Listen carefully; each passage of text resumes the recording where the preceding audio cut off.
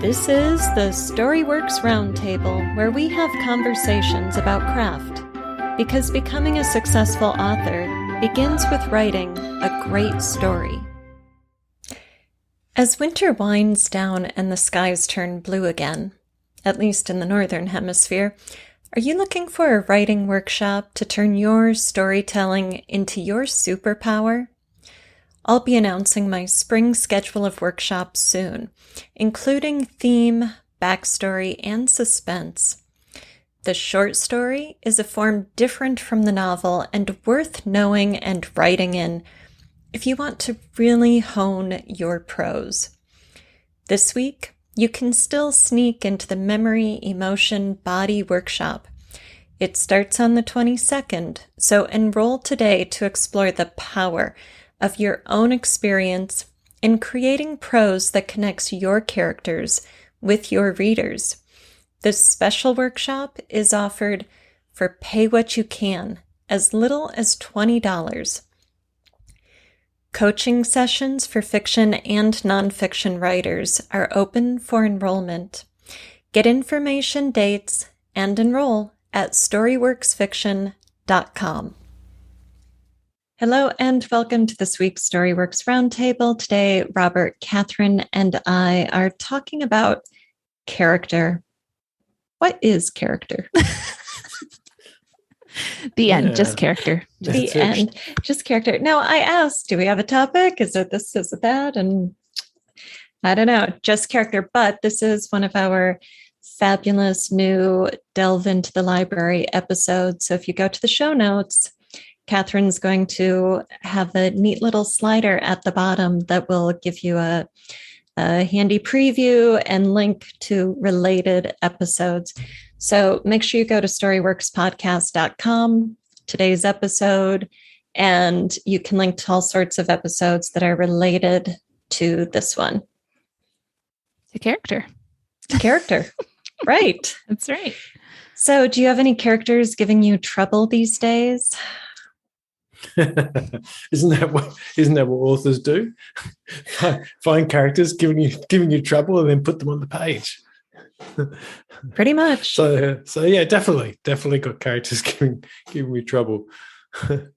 I find it funny when authors say, "Yeah, I was trying to write this scene, but then the characters wanted to do other things." Yeah, you realise that's you, don't you? Yeah, I know. It's a funny way to talk about it. The character is inside your head, right? Yeah. Well, doesn't that mean that you're diagnosing your problem? There's either a story problem or a character problem at that point, right? Mm-hmm. I guess so. Yes. Yeah. Resistance. I find they give me trouble when I don't know them well. So when they're like supporting characters and my protagonist is in a scene with them, and then I'm like, okay, what happens next?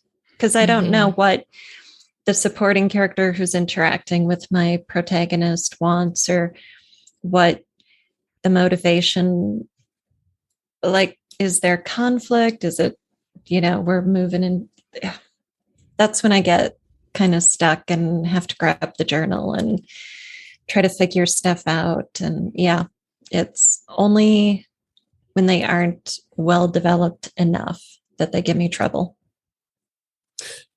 Yeah, and when you say well developed as well, you've got to have some sense of, what is it that they want in life, and what is it that is missing? What are their fatal flaws, their emotional wounds? All of those things are going to affect how they're going for the goal, because presumably we're writing fiction where they have some form of goal, even if they don't know it yet. Mm-hmm. They're going to get propelled and knocked out of their ordinary world somehow and go on some kind of journey, whether it changes them or not, whether there's a character arc specifically or not, there's going to be something. Otherwise, what's the point of reading it? Mm-hmm. Mm-hmm. So, and I think part of the problem is that sometimes I'll come up with, that'd be a great character. So you've got the sense of, it's this wizened little witch, right, okay, but so what? The reader's going to go, oh yeah, fantastic description there. We've got the idea that she's got these scratchy little nails and weird violet eyes that get really intense. But okay, I want to live vicariously in the story. I want to, either be that character or be frightened by what that character is frightened by, so in a way it's got to be a character the reader wants to jump into, if we're talking main character, and to some degree obviously secondary. Right.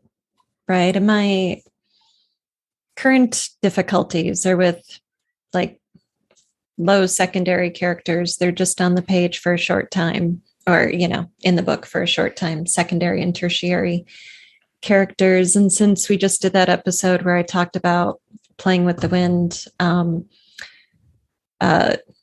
Edie, my protagonist, ends up at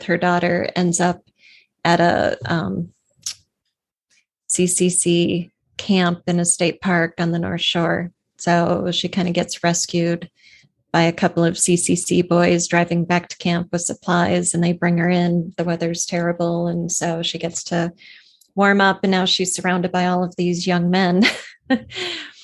And she's being, taken care of and fed. But I'm like, where is this going? Are any of the boys threatening? I've already established one, the one who picked her up and, drove her in, is kind of a big brother protective vibe to him. Or maybe the scene is just like comic relief, like we're having a nice evening by the fire and we get to see a bunch of young men who've enlisted in the CCC after, dealing with the hardship of the Great Depression back home, and how lively and fun this is. And I just haven't quite decided yet what the purpose of the scene is. And so it's like, well, what are these characters doing? Why are they here? I don't know yet. Yeah, I do like the idea that you can kind of step back and think about it as a play that you're directing. And so then you sit in the audience and thinking, okay, well, where are these, who's coming on stage, who's going off stage? What is the point of that? Because, no one wants to go and watch a play and just have this sort of, pretty nothing kind of conversation going on between characters. There's got to be, time is of the essence when you're staging a play. Every word has to make a difference. So I think as authors, because we have the luxury of 50, 100, 150,000 words, we can meander and get lost in things that happen to the character, but it isn't really helping us character-wise in their journey in the arc. So for me, I think the thing that always comes back that helped me most is always, what's the goal, what's the conflict? Just come back to straight mechanics of and then I'll make it something. So if the goal of Alida is, as you say, is it just some comic relief, well, now I know where to go with that, and what I'm going to pull out of the character, or what's going to offend them or rub them up the wrong way. I think this is the way that you're approaching this is so different sometimes than the way that character development is taught. Like if you read a chapter in a book where it talks about developing character, and all of a sudden you're looking at this questionnaire that you have to fill it out about how tall your character is and where they went to college and who their first roommate was. And I think sometimes we can get so boxy with like, oh, now I'm doing my character development, but it's really not. It is in conjunction with all that, right? Like Alida, you just talked about, okay, but where are we? What are we doing? What is the purpose of the scene? And I think developing your character with your story in mind is much more important than just developing your character. You can have the most well-developed character in the world. They just may never live inside of the story that you want to tell. Right? Yeah. Well said. Yes. Yeah. And, if you're developing your protagonist and primary supporting characters, the ones who get tons of time on the page, who are there through the whole arc, who have growth and development, you need to do that work on the back end, but always through the lens of, how is this serving my story? How is this character fundamental to my story? But then when you get down the ranks into supporting characters who aren't unimportant, but they come and go from the story, then it really is all about, how are they affecting my protagonist and what is the point, right? Why are we spending time with them? And it's, on the one hand, I just think it's really cool that the CCC did buildings and stuff in our state parks on the North Shore. And it's the right era, and it's the right place, and it's the right, but that doesn't serve the story. So for it to make it through the revision process, I need to have some benefit to my story arc, to my protagonist, and to the reader in all of these characters. And I sat down this morning, actually, I was doing some journaling, and I wound up journaling about the scene that comes after the CCC camp. And I was like, oh, well, that's interesting. So that's where I'm going. And the CCC thing is going to get her there. But now I still don't know about the boys at the dining tables in the CCC camp. Darn it. Well, yeah. And then that's where you get to experiment and say, okay, well, if she has a positive encounter, how does that change how she can, is she full? Has she been refilled to encounter this next thing, or does she need to be depleted? Right? Does she need to have a positive or a negative experience? That's cool. That's cool. That's the fun stuff, right? Yeah, it is the fun stuff.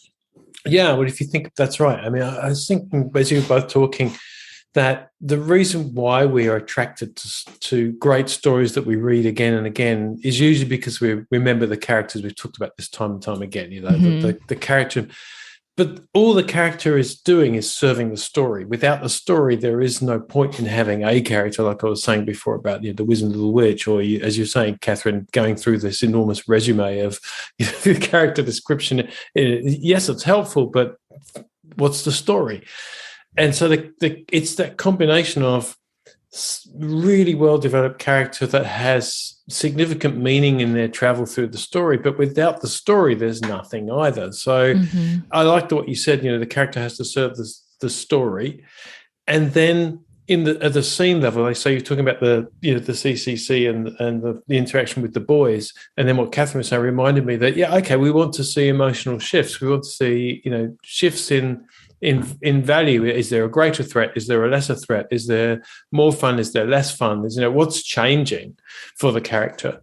And so, it sounds like you've got some kind of springboard event waiting to be unpacked in there that's going to get Edie to the next scene, which is fascinating.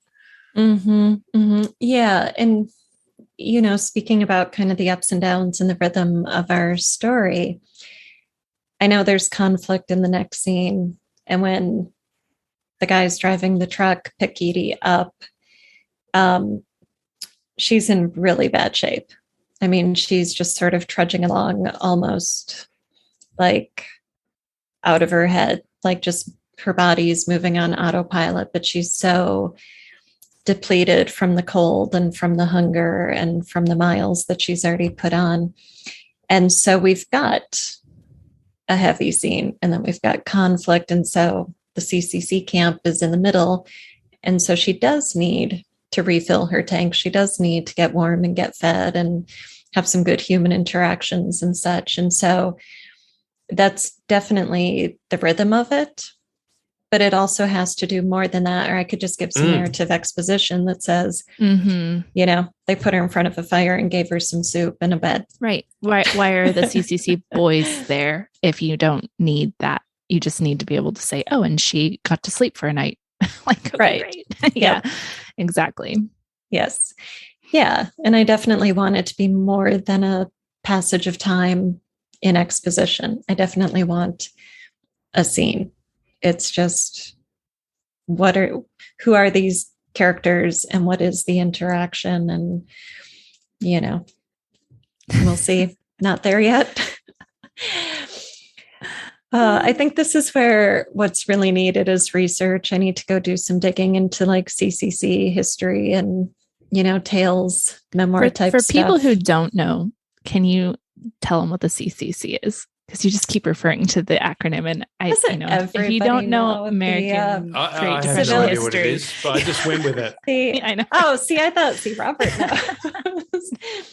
I know, but Civilian Conservation Corps. So it was Roosevelt's New Deal, part of his alphabet soup programs to help get Americans back to work, get them out of poverty and feed them. And so this is pretty early in the Depression, 33 or 34. But there were a lot of different programs just to get people working. And so the CCC, young men, it was the Army model, but they were civilians. And so these young men could enlist in the CCC, and then they would be sent to a specific place to do specific work. So in the case of the North Shore, they were going into our state parks and building cabins and, picnic shelters and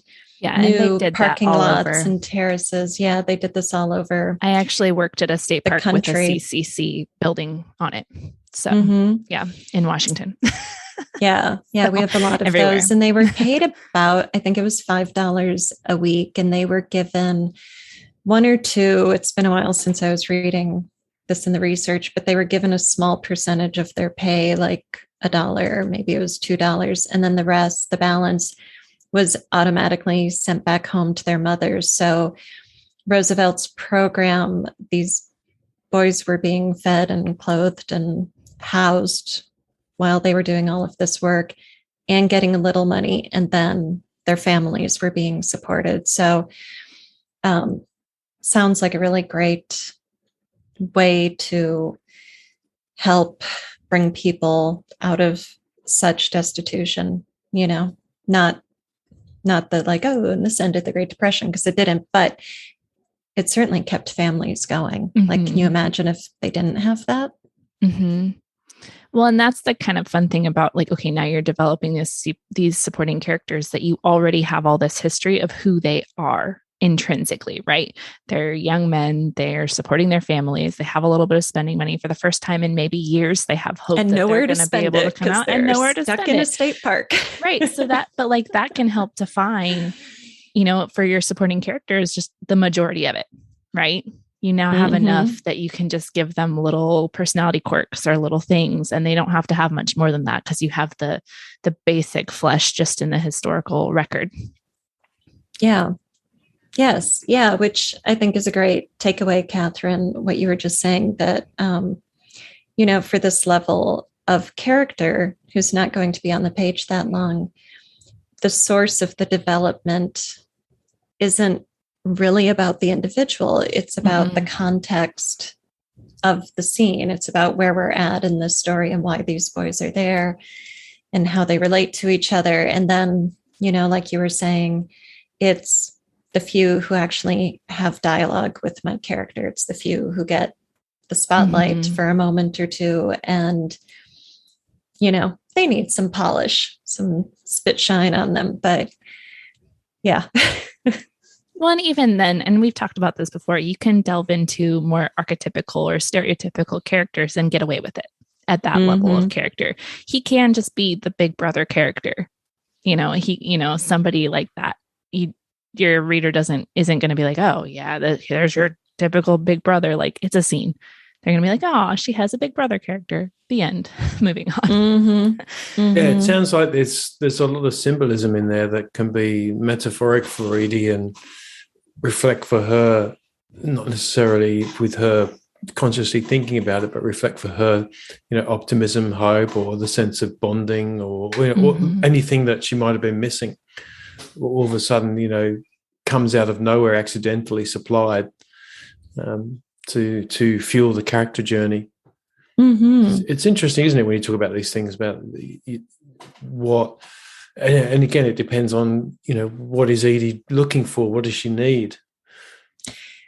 Yeah, and I like what you're saying, Robert, about taking an approach of what is the emotional note here. What is this doing for Edie, but also like what emotion do I want the reader to feel here? And it might be uplift, it might be hope, because the Great Depression, not so much. Right. Well, and your character's journey, not so much. Sorry, folks. That's just want to note, like, your situation is slightly unique in the fact that she is going on a journey, and it's not only time but space. And so her interaction with characters is not necessarily repetitive, but we don't always have to feel like we have to make brand new supporting characters for every scene that we're in. And I think sometimes that's the temptation, right? Oh, I need such and such. And, you know, bodyguard number 1, bodyguard number 2, bodyguard number 3. You could just have one that shows up multiple times, right? You don't have to have different characters if you aren't moving the character's location or time frame. Right. And, you know, I've seen this with clients where with their primary supporting characters, they're like, well, I need a person who can do the safe cracking, and I need a person who can do the computers, and I need a person who can do the bombs, and I need a person who can do the knife throwing. Right. And then they're like, oh. And now I have 18 people. Like, okay, maybe people can have more than one skill. Like maybe the knife thrower can crack the safe or something. Like, you know, doesn't it seem like the sort of person who could do this could also do that kind of? Right. How do we take what we need for the sake of the story and do it realistically and honestly, but also efficiently, so that we aren't blowing up our story, expanding it beyond what is going to be enjoyable to write and, you know, writable for us. Yeah. I did something similar recently where main character and some of the supporting cast have to go down to a planet. They leave the main ship in orbit. They have to do some investigating, but there's some sudden really high stakes of they may have to go into hiding. And so the main character is concerned they don't have enough supplies. So she asked the team to sort of, we better work out how we can survive here. And they sort of, raise a bit of an eyebrow at her because she hasn't disclosed the full reason why they might need to be in survival mode.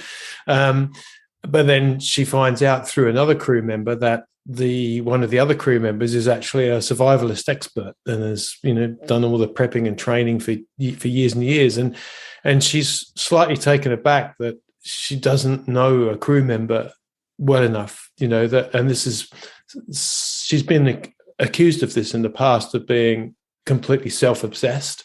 And so I use it as a way of giving them another skill, but also a way of continuing the particular character arc that I want in this book, where she has to have realizations about herself, that things that the way she acted in the past can't serve her now. I think sometimes you can have small moments that you can then, afterwards you write it and you think, oh, this is a great time to show this particular aspect of the character unfolding as well right. As, taking care of, oh, I don't need to introduce a new character here. I can just double up on an existing one. Or I don't need to go down the path of, well, no one knows how the hell to survive. Well, hang on a minute. These are, seasoned space crew people. That just wouldn't be the case. There'd always be someone.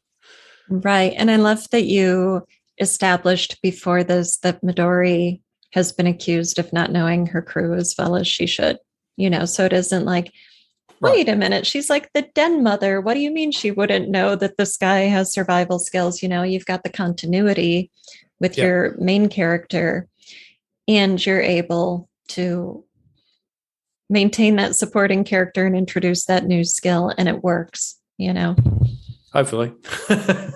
Yeah. Yes. Yeah. I love it. So character. There's lots of things you can do, isn't there? It always bemuses me that there's so much about character that you can get lost in it and overdo it. And yet I've also gone the other way and underdone it and had cardboard characters. And so I think it's a real skill to sort of deftly bring them in with a few nuances here and there if they're not the main character. But always knowing that it's your main character who's there to attach to the reader and to serve the story, which means there has to be goals and, a goal and conflict. And so, it's difficult because as readers, you love to wax lyrical about stories you've read and this, amazing characters, but you forget that there's this sort of, complex matrix of stuff that exists behind that to make that character come alive on the page. They don't come alive on the page because they know where they went to university and, the childhood they had. That it's completely different. I don't know how to articulate it. Mm-hmm. Oh, I think you just articulated it very well. Yeah. And I think sometimes writers forget that their characters can evolve during a story. I mean, if your story takes place in a week, not so much, but when you see characters over some kind of a journey, whether it's a series, something long running where you've got a lot of time occurring, or something where it's like a journey like Wizard of Oz, new experiences change us and shape us, right? And so it's okay to have your characters pick up a new skill, to develop something, to be changed, not just like climax, arc ends and I have a new person here, right? It's a progression as the characters go. And so we can, learn things, and so can the supporting characters. And you can do that. Like if Midori hadn't been, accused of not knowing her crew well enough, and so this guy already had that skill set, maybe somebody could have, gone and done the extra credit hours, done the professional development, and gotten the right in space survival knowledge for space pirates. Thank you for listening to the Storyworks Roundtable. Find all our shows, show notes, and videos at storyworkspodcast.com.